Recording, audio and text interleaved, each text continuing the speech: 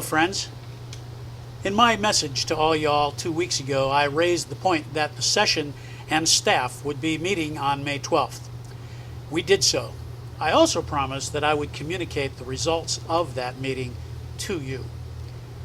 To address the meeting, your session and staff are working diligently, but methodically, to ensure your safety, so we can return to in-person worship. We're encouraged by the way the social media services and posts are being viewed and shared. I do hope that you're sharing them. I believe that the quality of the online worship production has no peer. Through your participation, our Facebook and YouTube posts are having wonderful success, and in most cases, the social media average exceeds our Sunday in-person worship attendance significantly. So we're blessed. We're blessed to have the highest of quality worship around, thanks to Jody and Matt. Now, if that darn pastor was just better looking. And don't you just love Tim's daily concerts and posts as well? It's because we have that high quality online presence that the peer pressure coming from other churches beginning to open can be fought. However, we also understand the need to begin worshiping together sooner than later. We also need you to remember, please remember, that we are just starting phase 1 of the opening process, phase 1, and there are government guidelines that we are required, no, we must adhere to. Large gatherings of at-risk populations are still discouraged, and the density or number in one venue is still limited to 250 people.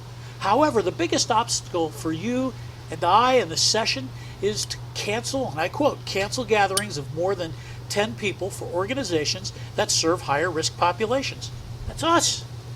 We have some strategies, however, in place that utilize the CDC developed guidelines as our template. And these strategies are in place to prevent the spread of COVID-19. We also plan to implement additional tasks as various organizations and the denomination determine what are in the best interest of worshipers and participants. Some of those are, but they are not limited to these: wearing masks, socially distancing of 6 feet at least, humming instead of singing, suspending fellowship hours, suspending passing of the peace, taking worshipers' temperatures prior to them entering the venue. Fellowship hall is the only entrance. Significantly reduce the number of attendees. No singing as a choir. Our Sunday school will work as goes the school districts. We are endeavoring to have specific processes and pre-checks in place prior to us assembling. We'll begin communicating those processes as we test and assess them. Now, to address the questionnaire. We've developed the questionnaire, and it will be available prior to the weekend as we proofread and verify and massage the questions so that they are pertinent. We want and need your participation to better accommodate you in some of our methods as we move forward. It will only take a few minutes, I promise, maybe only 2, to complete the questionnaire. We'll meet again at our scheduled session meeting for the end of May and evaluate the results of the questionnaire and the feedback that we receive.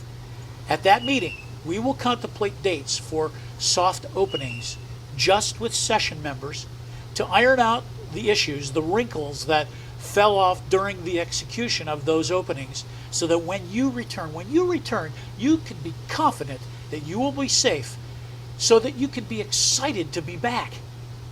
Peace. I'm looking forward to seeing y'all.